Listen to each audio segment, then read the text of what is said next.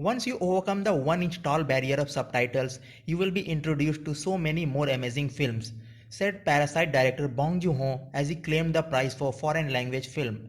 In one perfectly barbed sentence, Bong called out the American movie-going public's perceived aversion to subtitles. Bong effectively stated in English, I think we just use one language, the cinema. So welcome to my channel Beyond Subtitles, and we will look at best of movies and TV series around the world. Netflix's reimagining of the Arsène Lupin franchise has been quite the success, with an estimated 70 million households streaming the series last month. But with some months to go until the next batch of episodes, Francophiles will need something to tide them over. Here are our suggestions. The Bureau.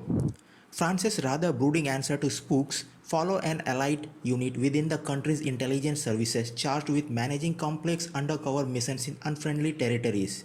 While the series is rich with geopolitical intrigue, with both ISIS and Kremlin joining the roll call of big bad villains, the real drama comes with seeing the agents juggle their increasingly complicated private lives and the hefty conflicts created by their field work. A slow burner but worth sticking with. Mais j'étais soumis à une autre loi déjà. La loi de la toute-puissance. Call My Agent. The undisputed granddaddy of modern French comedy functions somewhere between Extras and Curb Your Enthusiasm. The show revolves around Parisian talent agency beloved by great and good, with well-known actors standing in to play fictional versions of themselves.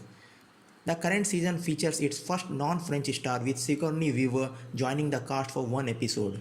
Et mes acteurs. Braco. Like a lot of acclaimed cop shows, Braco's success lies in its execution rather than its central premise, which is just as well as the whole crack team of maverick cop whose heavy-handed methods are begrudgingly tolerated by the authorities think has been done before, just rarely this stylishly.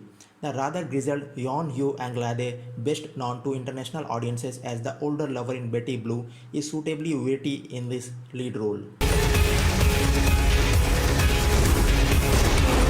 The Hookup Plan. Would it really be a list of French films and movies without a streamy sex scene?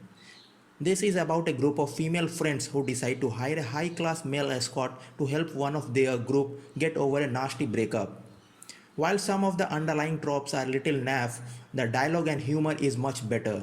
It's also been one of the first shows to cover the pandemic with a special episode released in August 2020, showing the friends struggling under France's draconian lockdown.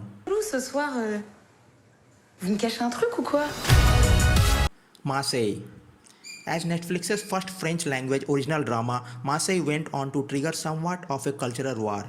Though the corruption drama was panned by broadsheet critics who felt it to be a tad melodramatic, it was keenly lapped up by the Netflix's viewers, and not just in France.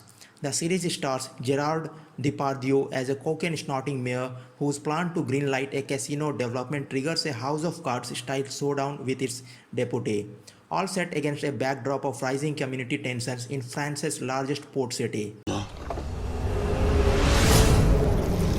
La Haine.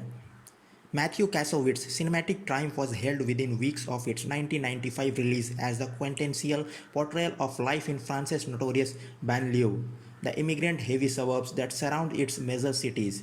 Ever since then, current events have seemingly conspired to keep the film as relevant as ever, from the Parisian riots of 2005 to the widespread disturbances following the killing of George Floyd last year. The film had its 25th anniversary screening at the BFI in London last year before COVID put a stop to that. He is hoping it gets a showing when things do reopen. Irreversible.